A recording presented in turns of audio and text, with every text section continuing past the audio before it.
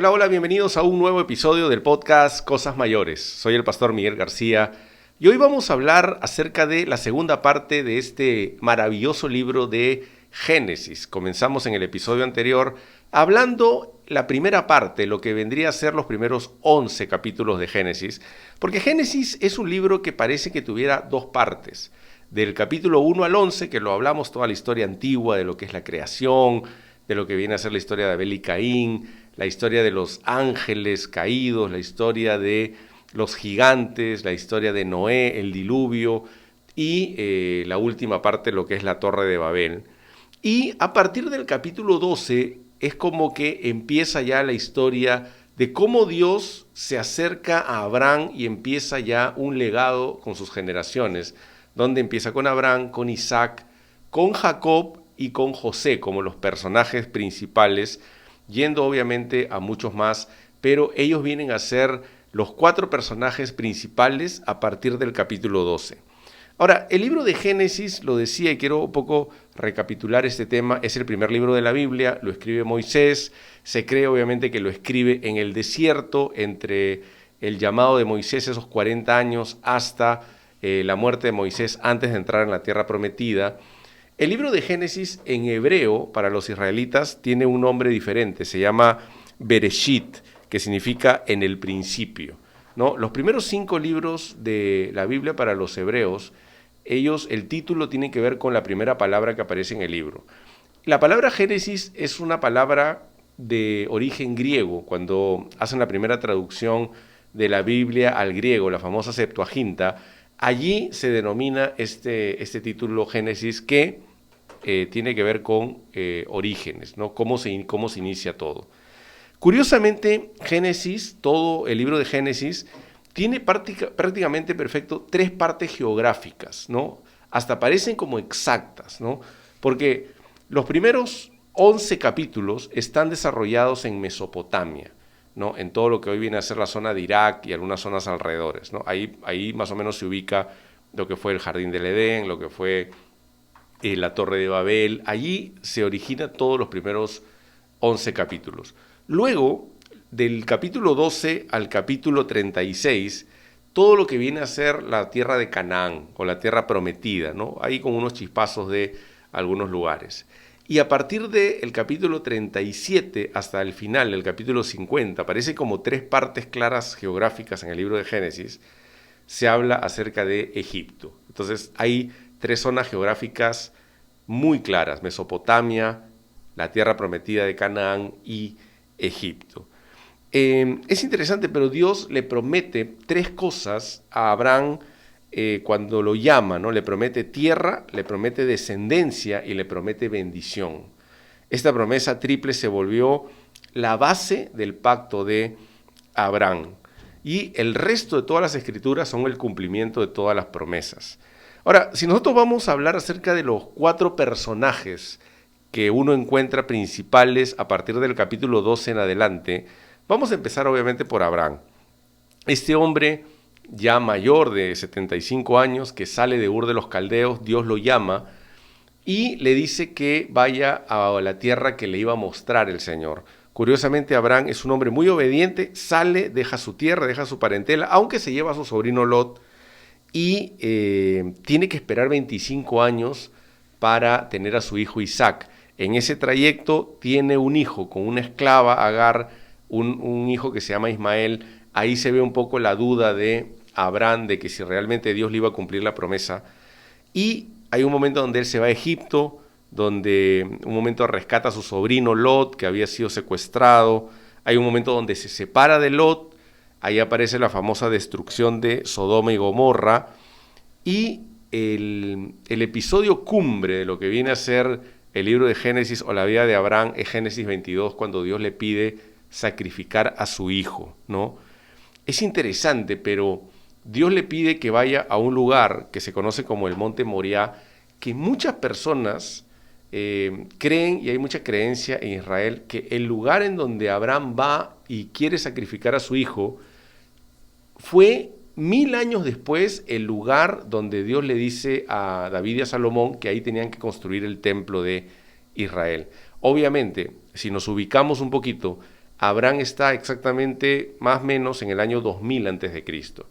Y David y Salomón viven con la construcción del templo más o menos en el año 1000 antes de Cristo. Entonces, 1000 años antes, ese es el lugar donde Dios le pide a Abraham que lleve a su hijo Isaac a sacrificarlo. Y 1000 años después es donde Dios le dice que en ese lugar tenían que levantar el templo. Ya obviamente muchos años después, la ciudad de Jerusalén es construida en este lugar. Y es interesante, pero Abraham llega a tener su hijo pasados los 100 años. Ahí nomás, a los años en donde crece Isaac, va creciendo, está teniendo a su mujer Sara. Sara muere primero que Abraham. Sara muere, según la Biblia, a los 127 años. Abraham ya después le consigue esposa a través de su siervo, va y busca una esposa para su hijo Isaac. Abraham se vuelve a casar con una mujer que se llama Setura y tiene muchos hijos más, ¿no? Tiene a muchos hijos más, entre ellos un famoso Madián, ¿no? Y después llega a ser un enemigo de Israel en los tiempos de Gedeón. Abraham sí hace algo bien interesante porque separa a sus hijos de Isaac.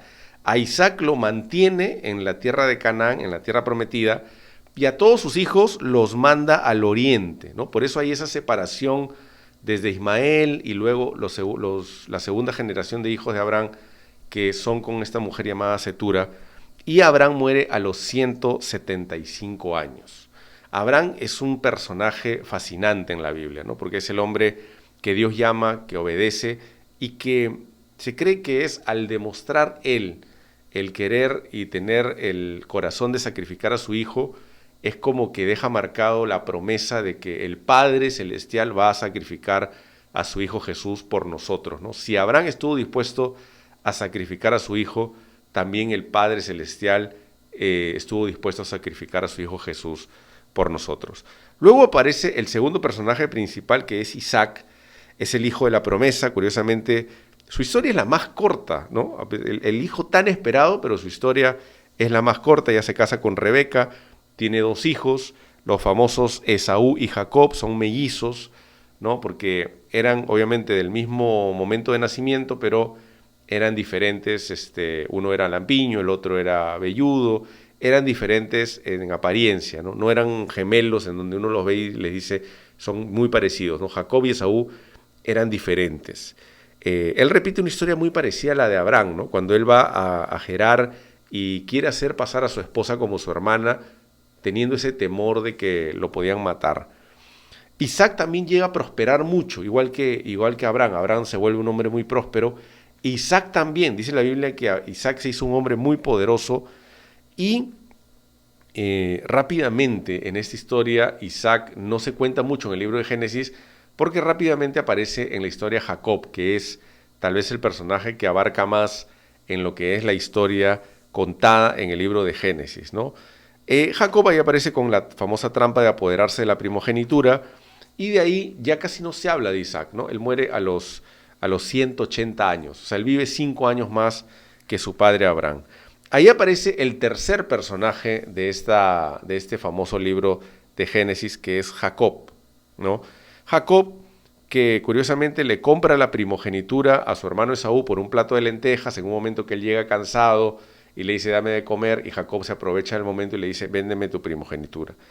Pero de ahí luego lo suplanta, ¿no? Cuando su padre Isaac ya estaba mayor, estaba ciego, y le dice quiero bendecir a mi hijo, Jacob aparece un poco cómplice con su madre y de ahí le roba la bendición, le roba la primogenitura y le roba la bendición de su padre. Ahí sucede un momento difícil porque Esaú estaba lleno de ira, lo quiere matar a Jacob y Jacob termina huyendo y refugiándose en un lugar donde estaba el famoso Labán, ¿no? Que era el tío, el padre de Raquel y Lea, y ahí Jacob se pone a trabajar.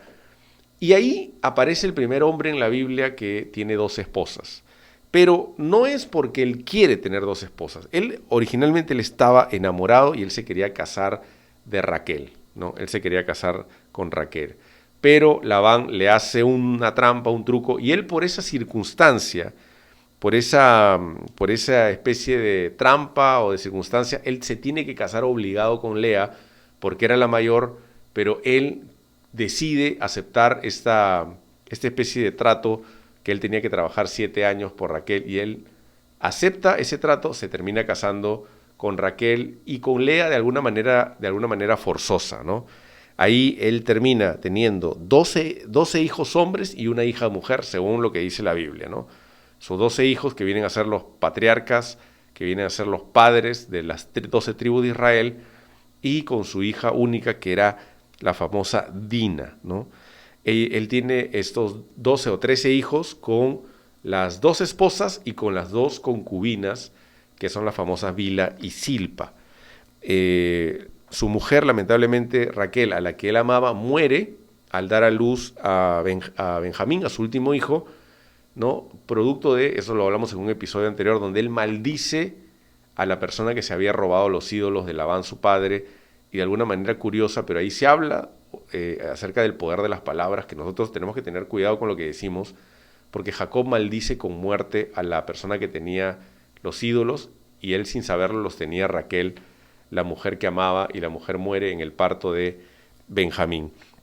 Jacob se vuelve a encontrar con Esaú, se entera que Esaú está viniendo, él empieza a tener una estrategia bien interesante porque le empieza a enviar regalos, uno tras otro, hasta que cuando se encuentra con Esaú, Esaú le dice, ya encuentra obviamente un Esaú que habían pasado muchos años, un Esaú que lo perdona, que ya lo había perdonado, un Esaú totalmente restaurador, un Esaú que obviamente había prosperado mucho, y es hermoso porque esa historia habla de una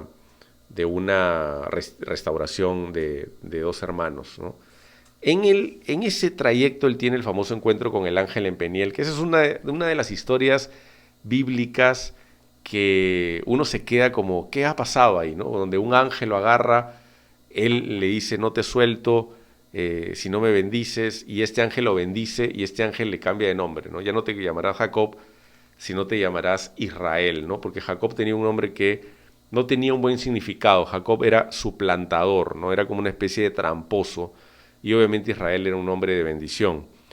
Y Jacob termina luchando con este ángel, y Jacob muere a los 147 años. Él muere a una edad menor, y ahí uno empieza a ver ya, a partir de eso, el descenso en la duración de vida de los seres humanos, ¿no? Yo le decía en el capítulo anterior cómo a partir del diluvio fueron bajando, ¿no? Desde que antes que vivían más de 900 años, ya empieza a ver uno cómo empiezan a ir bajando en el tiempo de vida, ¿no? Y luego aparece el gran José, ¿no? Que es el cuarto personaje principal, que tiene, la verdad, la historia más cinematográfica, ¿no? La historia más cinematográfica, porque es una historia genial, ¿no? De un muchacho soñador, hijo de su padre, uno de los preferidos de su padre, y ahí uno lo ve como que no tiene que tener preferidos, porque claramente era su preferido, le pone una ropa especial, diferente a la de sus hermanos por envidia lo venden, haciéndole creer a su papá que lo había matado un animal, y es vendido como esclavo. Él termina yendo a la casa de Potifar, luego termina en la cárcel, termina interpretando el sueño de Faraón, y termina tal como lo había soñado en Génesis 37, al ser una persona de autoridad. Él, al ser una persona de autoridad, termina prácticamente gobernando Egipto en uno de sus mejores momentos y sus peores momentos. Los famosos 7 años de abundancia y los famosos 7 años de escasez. Ahí es donde él llega, y luego, cuando él administra estos 7 años de abundancia, que termina administrándolo con mucha sabiduría, llegan sus hermanos a pedir comida, porque en toda la tierra de los alrededores había mucha hambre. Entonces se sabía que donde había para comer, iban a Egipto. José los termina perdonando, y termina haciendo regresar a toda su familia, Jacob, a su hermano Benjamín, a sus demás hermanos, a que vengan a vivir a Egipto. Los ponen en una tierra muy buena en Egipto, tenía obviamente el favor de Faraón, y José termina esta historia ya con su familia restaurados en Egipto. Jacob bendice primero a sus 2 hijos, Efraín y Manasés, y curiosamente los hace que los hijos de José sean 2 tribus, ¿no? sean dos tribus. O sea, no existe la tribu de José, sino existe la tribu de Efraín y existe la tribu de Manasés, que vendría a ser como una especie de 13 tribus en Israel, ¿no? Curiosamente, esto es algo que Jacob hace, y la historia prácticamente termina con Jacob bendiciendo a sus 12 hijos, o profetizando sobre sus 12 hijos, porque no a todos los bendice. Algunas palabras no son bendición, obviamente le dice palabras, hasta palabras como de juicio, pero eran profecías, y así termina el libro de Génesis, ya con la muerte de José, que curiosamente muere a los 110 años, ¿no? A los 110 años. Él muere después de su padre Jacob, y en el momento donde sus hermanos, al morir su padre Jacob, tratan de ir al arreglo con José, pensando que José se iba a vengar, esperando cuando muera su padre, pero la verdad es que José tenía un corazón restaurador, un corazón en el cual los perdonó, los restauró, y así termina el maravilloso libro de Génesis, ¿no? 50 capítulos, llena de historias fascinantes.